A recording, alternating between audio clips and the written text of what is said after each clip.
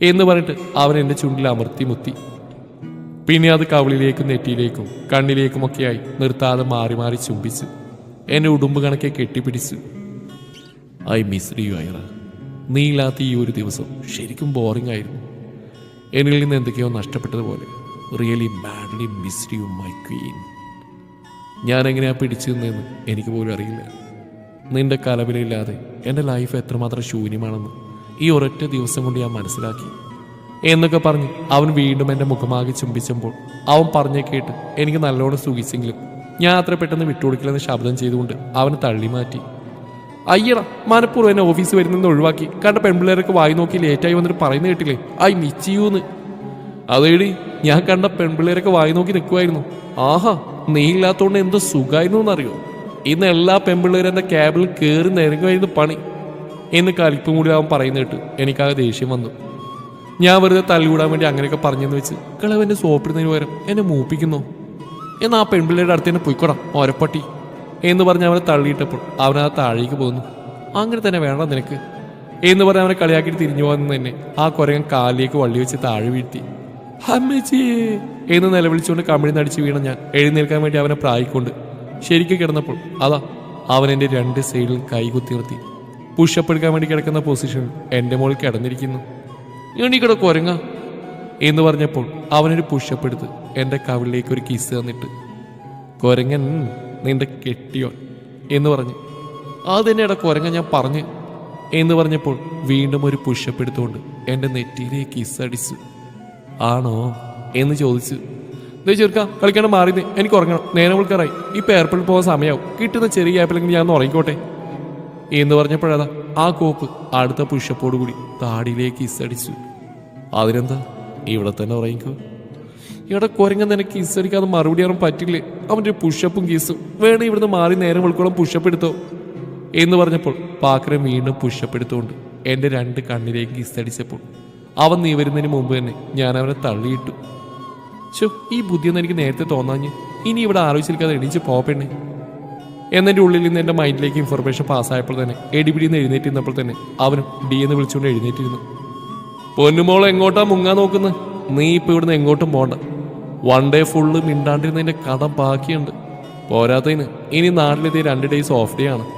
അപ്പം ഇതുപോലെ അടുത്ത് കിട്ടില്ലെന്നൊന്നും പറയുന്നില്ല, ഞാൻ നിന്നെ പൊക്കും. എന്നാൽ ഇതുപോലൊരു അവസരം കിട്ടിയെന്നുമില്ല. So let's have some chit chat. ചിറ്റും ചാറ്റുമൊക്കെ പിന്നെ ആദ്യം ഞാൻ ലൈറ്റ് ഓൺ ചെയ്തേ എന്ന് ഞാൻ പറഞ്ഞപ്പോൾ തന്നെ അവൻ പോയി ലൈറ്റ് ഓൺ ചെയ്തു. ഏയ്, ഇതെന്താ കഥ? ഇതെന്റെ സോ തന്നെയല്ലേ? ആദ്യമായിട്ടാ ഞാൻ പറഞ്ഞൊരു കാര്യത്തിന് എതിർപ്പറയാൻ പെട്ടെന്ന് സമ്മതിച്ച്. ഇപ്പൊ ഓക്കെ അല്ലേ?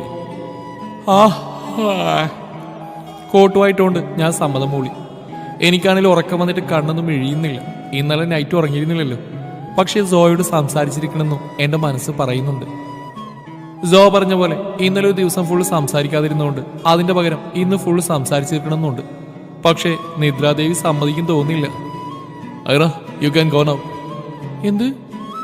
നീ ഇപ്പോൾ പോയിക്കോന്ന്, നിനക്ക് നല്ല ഉറക്കം വരുന്നുണ്ട്. സോ പോയി കുറച്ച് നേരം ഉറങ്ങിക്കോ. വേണ്ട വേണ്ട, നമുക്ക് സംസാരിക്കാം എന്ന് പറയുന്നതോടൊപ്പം കോട്ടുവായും വരുന്നുണ്ടായിരുന്നു.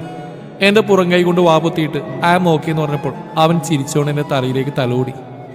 ദാറ്റ്സ് ഓക്കെ ഐറ, നമുക്ക് ഇനിയും സംസാരിക്കാമല്ലോ. സോ മോളിപ്പോൾ പോയി ഉറങ്ങാൻ നോക്കാം. ഇപ്പോൾ പോയാൽ നിനക്ക് ഹാഫ് അവറെങ്കിലും ഉറങ്ങാം. ഹാഫ് അവർ ഉറങ്ങിയിട്ട് എന്ത് കിട്ടാനാ? കണ്ണടക്കുന്നതിന് മുമ്പേ തുറക്കേണ്ടി വരൂലേ? സിണിങ്ങിക്കൊണ്ട് ഞാൻ പറഞ്ഞു. ഡാ ഹാരു, മതിടാ, ഞാൻ എത്ര നേരം ഇവിടെ ഉറക്കം തൂങ്ങി ഇരിക്കുന്നതെന്ന് അറിയോ? നീ ഡോറും തുറന്നേ, ബാക്കിയുള്ളവരൊക്കെ പോയി, എനിക്ക് ഉറക്കം വന്നിട്ട് വയ്യ, ഒന്ന് തുറന്നേ. അപ്പോഴേക്കും റേസി ഡോർ കെട്ടിക്കൊണ്ട് ബഹളമുണ്ടാക്കാൻ തുടങ്ങി. എന്താടാ പട്ടി കിടന്ന് കാർന്ന്? Door തുറന്നേ so റേസിയോട് ഹീറ്റായി. ഏയ് ഒന്നുമില്ല, എനിക്കൊന്ന് ഉറങ്ങണം. അതിനല്ല അവിടെ സോഫ, ഓർക്കം വന്ന് അതിൽ കയറി കിടന്നോണം. അതിലൊരു സുഖമല്ല, എനിക്ക് ഇവിടെ തന്നെ കിടക്കണം എന്ന് പറഞ്ഞ് അകത്തേക്ക് വന്നിട്ട് എന്നെ നോക്കി ഗുഡ് നൈറ്റ് പെങ്ങളെന്ന് പറഞ്ഞിട്ട് റേസി ബെഡിലേക്ക് മറിഞ്ഞു. എന്നാൽ ഞാനും പോവാ, ഗുഡ് നൈറ്റ് എന്ന് പറഞ്ഞ് അവനെ ഹഗ് ചെയ്തപ്പോൾ തിരിച്ച് ഹഗ് ചെയ്ത് ഗുഡ് നൈറ്റ് എന്ന് പറഞ്ഞിട്ട് പാക്കരന്റെ കവിളിലേക്ക് ഒരു കടി വന്നു. അവനെ വിട്ടിരുന്ന കവിൾ തടവിക്കൊണ്ട് ഒരു തുറിച്ചോട്ടം പാസ്സാക്കിയപ്പോൾ അവന്റെ മുഖത്ത് കള്ളച്ചിരി. അതിന് ഞാനും അതേ ചിരിയിരിച്ച് അവന്റെ വയറ്റിനിട്ട് ഒരു പഞ്ച് കൊടുത്ത് ഓടിപ്പോയി. ബെഡ് കണ്ടപ്പോൾ തന്നെ ഉറങ്ങിയ ഞാൻ പിന്നെ എണീറ്റത് ഷാദിയിൽ ആമിയും കൂടി എന്നെ കുലുക്കി വിളിച്ചപ്പോഴാണ്. അവരുടെ വായിൽ നിന്ന് കേട്ട തെറിയൊക്കെ വെച്ച് നോക്കുമ്പോൾ അവരെന്നെ വിളിക്കാൻ തുടങ്ങിയിട്ട് കുറെ സമയമായി തോന്നുന്നു. പിന്നെ എല്ലാം ഷടപടേന്നായിരുന്നു. ഈ ഫ്ലാറ്റ് വിട്ടു പോകാൻ നേരം ഞാൻ ഹാളിൽ നിന്ന് എല്ലായിടത്തും കണ്ണോടിച്ചുകൊണ്ട് ഇവിടെ വന്നതിന് ശേഷം സംഭവിച്ച ഓരോ നല്ല മെമ്മറീസും ഓർത്തുപോയി. ഇനി ഈ ഫ്ലാറ്റും ഈ ലൈഫൊക്കെ മിസ്സാവൂലെന്നോർത്ത് നെടുവീർപ്പെട്ടു. കൂടുതൽ മിസ്സിംഗ് ഒന്നും വേണ്ട, ആഫ്റ്റർ നിക്കാഹ് നമുക്കിനി ഇങ്ങോട്ട് വരാടി. എന്റെ നോട്ടം കണ്ടിട്ടാണ് തോന്നുന്നു സോ എന്റെ കാതിൽ വന്ന് പറഞ്ഞു കേട്ടു. എന്റെ ഉള്ളൊന്നും തണുത്ത പോലെ. അതവൻ വീണ്ടും ഇങ്ങോട്ട് വരാമെന്ന് പറഞ്ഞുകൊണ്ടൊന്നല്ല, നമ്മുടെ നിക്കാഹ് എന്ന് പറഞ്ഞില്ലേ അതോർത്തിട്ടാ. അജു നീ ഇങ്ങോട്ട് വന്നോ. അജു കമ്പനി വണ്ടിയിൽ കയറാൻ ഒരുങ്ങുമ്പോൾ സോ അവനോട് പറഞ്ഞു കേട്ടു. ഞങ്ങളെല്ലാവരും സംശയഭാവത്തിൽ അവനെ നോക്കി. നിനക്കെന്റെ വണ്ടി കയറാം, നീ ഇങ്ങോട്ട് വന്നോ എന്നുകൂടി സോ പറഞ്ഞു കേട്ടപ്പോൾ ഞങ്ങളൊക്കെ കേൾക്കാൻ പാടില്ലാത്ത എന്തോന്ന് കേട്ട പോലെ സോയെ തന്നെ മിഴിച്ചു നോക്കി. എല്ലാവരും ഇതിനെ എന്തെങ്കിലും നോക്കുന്നു, വി ആർ ലേറ്റ്, എല്ലാവരും പെട്ടെന്ന് വണ്ടി കയറാൻ നോക്ക്, കമോൺ ക്വിക്ക് എന്ന് സോ പറഞ്ഞപ്പോൾ എല്ലാവരും ഇടിപിടിന്ന് വണ്ടിയിൽ ചാടിക്കയറി. ഞാൻ ബാക്ക് സീറ്റിൽ കയറാൻ നോക്കുമ്പോൾ അവിടെ റൈസ് വന്ന് കയറിയിരുന്നു. മാഡത്തിന് ഫ്രണ്ട് സീറ്റ് റിസർവ്ഡാ എന്ന് റൈസ് പറഞ്ഞപ്പോൾ ഞാൻ ഓ എന്ന് പറഞ്ഞിട്ട് ഫ്രണ്ടിൽ കയറിയിരുന്നു. അജു വണ്ടിയിൽ കയറിയെങ്കിലും ആകെ കൂടി കിളിപോയ മട്ടിലാണ്. എടാ ഹാനു നീ ഓക്കെ അല്ലേ, നിനക്ക് ആരുടെയും കയ്യിൽ നിന്ന് തലക്കടി കിട്ടിയിട്ടൊന്നുമില്ലല്ലോ. അതേ എക്സ്പ്രഷനിൽ അജു ചോദിച്ചു കേട്ടപ്പോൾ ഞങ്ങൾക്കും അതേ സംശയമുള്ളതുകൊണ്ട് ഞാനും റൈസിയും അതേ എക്സ്പ്രഷനിൽ അവനെ നോക്കി. അങ്ങനെ എനിക്കിട്ട് പണിയാൻ മാത്രം ധൈര്യമുള്ള ആരെങ്കിലും കൂട്ടത്തിലുണ്ടെന്ന് എനിക്ക് തോന്നുന്നുണ്ടടാ മോനെ അജുമേലെ. അതൊക്കെ അറിയാം, എന്നാൽ ഇത്രയും വർഷത്തിലൂടെ ഒരിക്കൽ പോലും നീ എന്നെ ഈ വണ്ടി കയറ്റിയിട്ടുണ്ടാവില്ല. നീ പെട്ടെന്ന് വണ്ടി കയറാനൊക്കെ പറഞ്ഞ ആരായാലും ഇങ്ങനെയൊക്കെ ചോദിച്ചു പോയില്ലേ. അജുവിന്റെ ചോദ്യം കേട്ട് സോയുടെ മുഖത്തൊരു പുഞ്ചിരി വിരിഞ്ഞു. ഇത്രയും കാലം റേസ് അല്ലാതെ വേറെ ആർക്കും എന്റെ വണ്ടിയിലോ മനസ്സിലോ സ്ഥാനം ഉണ്ടായിരുന്നില്ല. ഇപ്പൊ എന്തോ നീയും എന്റെ കൂടെ വേണം തോന്നി. നീ എന്നോട് ക്ലോസ് ആവാൻ പലപ്പോഴും ശ്രമിച്ചിട്ടുണ്ടെങ്കിലും അപ്പോഴേക്കും എന്റെ സർക്കിളിന് പുറത്തുള്ള ഒരാളെ ആക്സെപ്റ്റ് ചെയ്യാൻ എനിക്ക് താല്പര്യം ഉണ്ടായിരുന്നില്ല. എന്നാൽ ഇനി മുതൽ എന്റെ എല്ലാ കാര്യത്തിനും റേസ് എന്റെ റൈറ്റ് സൈഡിൽ ഉണ്ടാകുമ്പോൾ നീ എന്റെ ലെഫ്റ്റ് സൈഡിൽ വേണം. ഓഹോ, രണ്ട് സൈഡും വീതിച്ചു കൊടുത്ത സ്ഥിതിക്ക് ഞാൻ എവിടെ നിൽക്കണം കൂടി പറഞ്ഞാടാ പാക്കര. അവന്റെ പറച്ചിൽ കേട്ടപ്പോൾ എന്റെ മനസ്സിൽ ഞാൻ എവിടെയാണെന്നൊരു ചോദ്യം വന്നു. നീയേ എന്റെതാ ഇവിടെ നിന്നാ മതി കുശുംബിപ്പാറു. സോ അവന്റെ നെഞ്ചിലേക്ക് തൊട്ട് കാണിച്ചിട്ട് എന്നോടായി പതിയെ പറഞ്ഞു കേട്ടപ്പോൾ മനസ്സിലായി അല്ലേ എന്ന മട്ടിൽ ഞാൻ അവനെ നോക്കിയപ്പോൾ അവൻ എന്നെ കളിയാക്കി ചിരിച്ചുകൊണ്ട് തലയാട്ടി. ചേ നാണം കിട്ടു. പാക്കര ഞാൻ മനസ്സിൽ പറയുന്നത് കേൾക്കാറുണ്ടെന്ന കാര്യം ഞാൻ ഓർക്കണമായിരുന്നു. അങ്ങനെ വർഷങ്ങളായിട്ടുള്ള നമ്മുടെ അജുവിന്റെ ഫ്രണ്ട്ഷിപ്പ് റിക്വസ്റ്റ് ഹാനും ആക്സെപ്റ്റ് ചെയ്ത സ്ഥിതിക്ക് നമുക്കൊക്കെ അജുവിന്റെ അടുത്ത് ട്രീറ്റ് വേണം അല്ലേ ഇറ എന്ന് റൈസി സന്തോഷത്തോടെ വിളിച്ചു പോയപ്പോൾ ഞാനും അതേ വേണമെന്ന് അവന്റെ കൂടെ കോറസ് പാടി. ട്രീറ്റ് ഒക്കെ എപ്പോൾ തന്നു ചോദിച്ചാൽ മതി, I am so happy man. നാട്ടിലെത്തിയ ഉടനെ തന്നെ ട്രീറ്റ് തന്നിരിക്കും എന്ന് അജുവും കൂടി പറഞ്ഞപ്പോൾ ഞാനും റൈസിയും അലറി വിളിച്ചു. ഒച്ചയുണ്ടാക്കാതെ അടങ്ങിയിരുന്നോ, അതോ രണ്ടിനെ ഞാൻ വെളിയിൽ കളയണോ എന്ന് സോ കലിപ്പിൽ പറഞ്ഞപ്പോൾ ഞങ്ങൾ രണ്ടും വായും പൊത്തി നല്ല കുട്ടികളായിരുന്നു. അജു ഞങ്ങൾ രണ്ടിനെയും നോക്കി അങ്ങനെ തന്നെ വേണമെന്ന് പറഞ്ഞ് കളിയാക്കിയപ്പോൾ ഞാൻ മിററിലൂടെ അവനെ നോക്കി കൊഞ്ഞനും കുത്തി. സോ ഒന്നിങ്ങി വന്നേ, എനിക്ക് ഇതിനോട് സംസാരിക്കണം. എയർപോർട്ടിലെത്തി ലഗേജസ് ഒക്കെ ട്രോളിൽ കയറ്റി എൻട്രൻസിൽ പോകാൻ നേരം ഞാൻ സോയോട് തനിച്ച് സംസാരിക്കണം എന്ന് പറഞ്ഞ് വലിച്ചു കൊണ്ടുവന്നപ്പോൾ അവറ്റുകളൊക്കെ നമ്മളെ കളിയാക്കിയെങ്കിലും എന്റെ വിഷയം അതൊന്നും അല്ലാത്തതുകൊണ്ട് ഞാൻ സോയും വലിച്ച് കുറച്ച് മാറിയിരുന്നു. നീ ഇതെങ്ങോട്ട് എന്നെയും വലിച്ചുകൊണ്ട് പോകുന്നത്? എങ്ങോട്ടും അല്ല, നിന്നോട് എനിക്കൊരു കാര്യം ചോദിക്കാനുണ്ട്.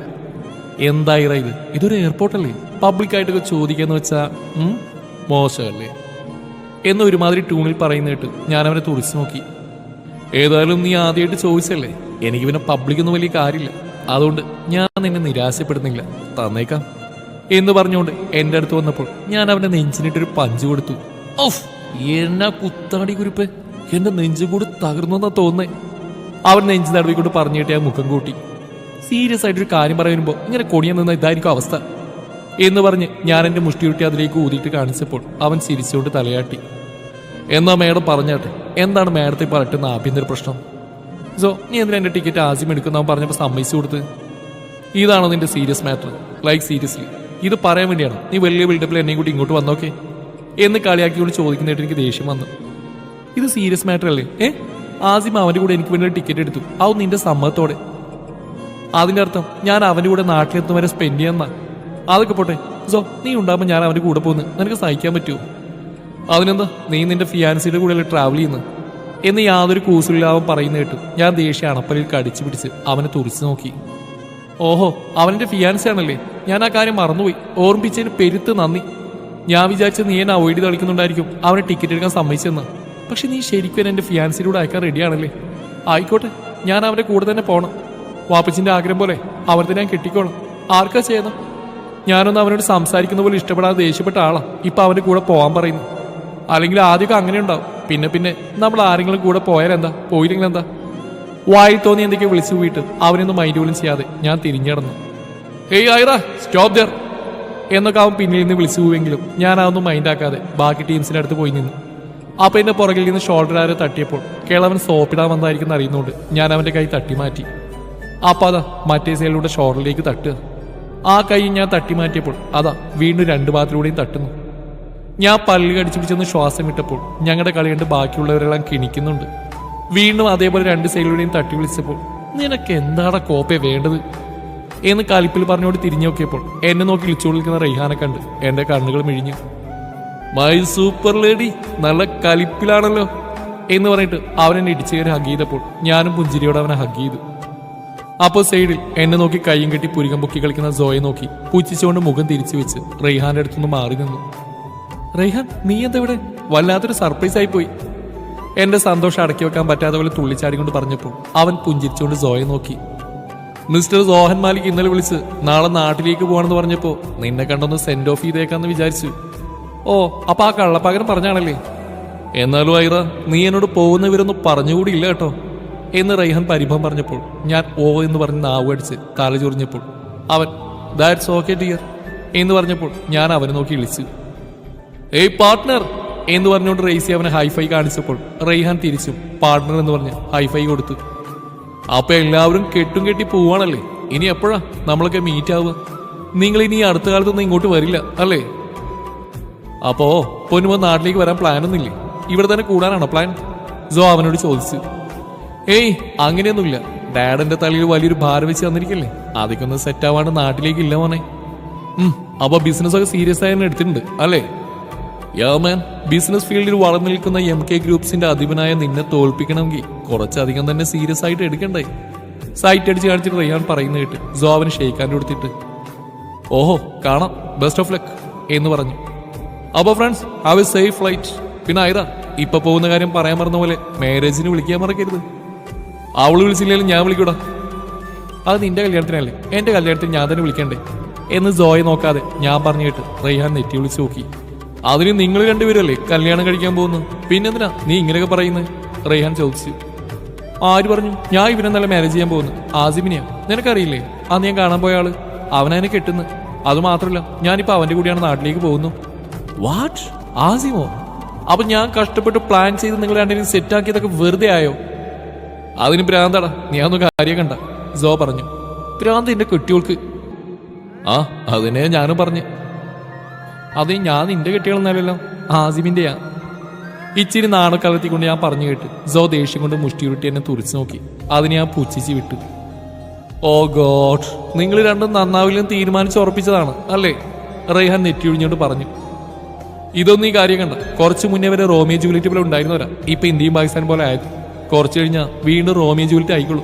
ഇവരുടെ കാര്യത്തിൽ ഇടപാട് നിൽക്കുന്ന നമുക്ക് ബെറ്റർ എന്ന് റേസി പറഞ്ഞപ്പോൾ എല്ലാവരും ശരിയാണെന്ന രീതിയിൽ തലയാട്ടിയപ്പോൾ ഞാൻ ചുണ്ട അങ്ങോട്ടും ഇങ്ങോട്ടും കൂട്ടിയിട്ട് മുഖം തിരിച്ചു. Okay guys, anyway I am leaving. തിരക്കിണിൽ ഓടി വന്ന അപ്പൊ bye, see you next time എന്ന് പറഞ്ഞ് ടാറ്റ കാണിച്ച് പോകുന്ന അവൻ എന്തോ മറന്ന പോലെ നെറ്റിയുറിഞ്ഞോട് തിരിഞ്ഞിരുന്നു. But I still have crush on her എന്ന് പറയാനല്ലേ എന്ന് അജു അങ്ങോട്ട് ചാടിക്കയറി ഗോളടിച്ചപ്പോൾ റെയ്ഹാൻ നോ എന്ന് പറഞ്ഞ് തലയാട്ടി. But I still have crush on them എന്ന് എന്നെയും ഷാദിയും കാണിച്ച് പറഞ്ഞപ്പോൾ ഷാദി ഞാനോ എപ്പോ എന്ന മട്ടിൽ കണ്ണും തള്ളി നിന്നപ്പോൾ ഷിയ ഷാദിയുടെ മുമ്പിൽ വന്നിന്ന് ഡോണ്ടു എന്ന് പറഞ്ഞു.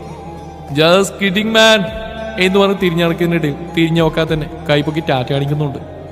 അവൻ പോകുന്ന വഴിയിൽ തന്നെ നോക്കി നിന്നപ്പോൾ ഐറ എന്നുള്ള ആസിമിന്റെ വിളിയേട്ട് ഞങ്ങളെല്ലാവരും തിരിഞ്ഞു നോക്കി. സോറി, കുറച്ച് ലേറ്റായി പോയി, വെയിറ്റ് ചെയ്ത് മടുത്തോ എന്ന് ആദ്യം ചോദിച്ചപ്പോൾ അതിനാര് വെയിറ്റ് ചെയ്തു എന്ന് സോ പിറുവിറുക്കുന്നതായിട്ട് ഞാൻ അവനെ തുറിച്ചു നോക്കി. ഓക്കെ, അപ്പൊ നമുക്ക് അകത്തേക്ക് പോവാം, ലേറ്റായി എന്ന് പറഞ്ഞ് എന്റെ ലഗേജസൊക്കെ അവൻ ട്രോളിയിലേക്ക് എടുത്തു വെക്കുന്നുണ്ട്. ഞാൻ എന്തിനാ ഇതൊക്കെ എടുക്കുന്നതെന്ന് ചോദിച്ചു. നിന്റെ ലഗേജസൊക്കെ ഞാൻ ക്യാരി ചെയ്തോളാം എന്നവൻ പറഞ്ഞപ്പോൾ എന്തൊരു പ്രഹസനാണ് എന്ന് സോ വീണ്ടും പിറുവിറുത്തു. എന്നാ ഗുയിസ്, ഞാൻ ആസിമിന്റെ കൂടെ പോവാണ്, നിങ്ങളൊക്കെ സൗകര്യം പോലെ പിറകെ വന്നോളൂ എന്ന് പറഞ്ഞുകൊണ്ട് സോയെ നോക്കി പൂച്ഛിച്ചുകൊണ്ട് ആസിമിന്റെ കൂടെ എന്ന്. Excuse me mister Asim, can you stop there for a minute എന്ന് സോയുടെ ഉച്ചത്തിൽ വിളികേട്ട് ഞങ്ങൾ രണ്ടാൾ സ്റ്റോപ്പായി സോയെ തിരിഞ്ഞു നോക്കി. അപ്പൊ സോ ഞങ്ങളുടെ അടുത്തേക്ക് പോക്കറ്റിൽ കൈയിട്ട് സ്റ്റൈലിൽ വരുന്നുണ്ട്. ഇവരിത് എന്തിനുള്ള പുറപ്പാടെന്ന മട്ടിൽ അവന് തന്നെ തുറിച്ചു നോക്കി നിന്നു. You can take your with you എന്നവൻ ചോദിച്ചപ്പോൾ ആസിം വാട്ട് എന്ന് ചോദിച്ചു. തനിക്കെന്താ ചെവികൾക്കില്ലേ ഇവളെ തന്റെ കൂടെ കൊണ്ടുപോകാൻ പറ്റില്ലെന്ന് അതേ ആറ്റിറ്റ്യൂഡിൽ അവൻ പറഞ്ഞു കേട്ട് ആസിം നെറ്റി വിളിച്ച് അവനെ നോക്കി. വൈ നോട്ട്, ഇവളെന്റെ വുഡ്ബിയാണ്, അവൾക്ക് വേണ്ടിയുള്ള ടിക്കറ്റ് ഞാൻ എടുത്തു വെച്ചിട്ടുണ്ട്, പിന്നെന്ത് പ്രശ്നമുള്ളത്? അതിലൊന്നും ഒരു പ്രശ്നവുമില്ല, ബട്ട് അവൾ ഈ ഫ്ലൈറ്റ് കയറിയില്ല വൈ നോട്ട്? ഞാൻ എൻ്റെ ഡാഡിയുടെ കൂടെ ഞങ്ങളുടെ പ്രൈവറ്റ് ജെറ്റിലാണ് ട്രാവൽ ചെയ്യുന്നത്. സോ എൻ്റെ അസിസ്റ്റന്റ് എൻ്റെ കൂടെയല്ലേ വരേണ്ടത്? എന്ത് പ്രൈവറ്റ് ജെറ്റിലോ? ഞാനോ? എപ്പോ? ഞാൻ ഓൾറെഡി അവൾക്ക് വേണ്ടി ടിക്കറ്റ് എടുത്താണ്. And she is my fiancée. So അവളെ ഞാൻ തന്നെ കൊണ്ടുപോകും. ആസിം തറപ്പിച്ച് പറഞ്ഞു. അതിന് സോ ഒന്ന് കോട്ടിച്ചിരിച്ച് പോക്കറ്റിൽ നിന്ന് കൈയെടുത്ത്, ഇവള് നിന്റെ ആരാണെന്നുള്ളതൊന്നും എനിക്കറിയേണ്ട ആവശ്യമില്ല. ഇപ്പൊ അവൾ എൻ്റെ അസിസ്റ്റന്റ് ആണ്. ഡ്യൂട്ടിയുടെ ഭാഗമായിട്ടാണ് ഇവൾ എൻ്റെ കൂടെ വന്നത്. സോ തിരിച്ചു അവൾ എൻ്റെ കൂടെയാണ് വേണ്ടത്. പിന്നെ തന്റെ ടിക്കറ്റിന്റെ ക്യാഷ് കമ്പനി ചെലവഴിച്ചോളൂ. അതും ഇവളുടെ സാലറിയിൽ നിന്ന് കട്ട് ചെയ്തിട്ട്. യോ റബ്ബി, എന്റെ സാലറിന്നോ? എടാ കൊള്ളക്കിളവ, നീ പറഞ്ഞിട്ടല്ലേ അവരോട് ഞാൻ ബുക്ക് ചെയ്യാൻ പറഞ്ഞ ടിക്കറ്റ്, എന്നിട്ട് എന്റെ സാലറിയെ തൊട്ട് കളിക്കുന്നോ? പല്ല് കടിച്ച് സോയെ തുറച്ചു നോക്കിയപ്പോൾ അവൻ എന്റെ മുഖത്ത് നോക്കാതെ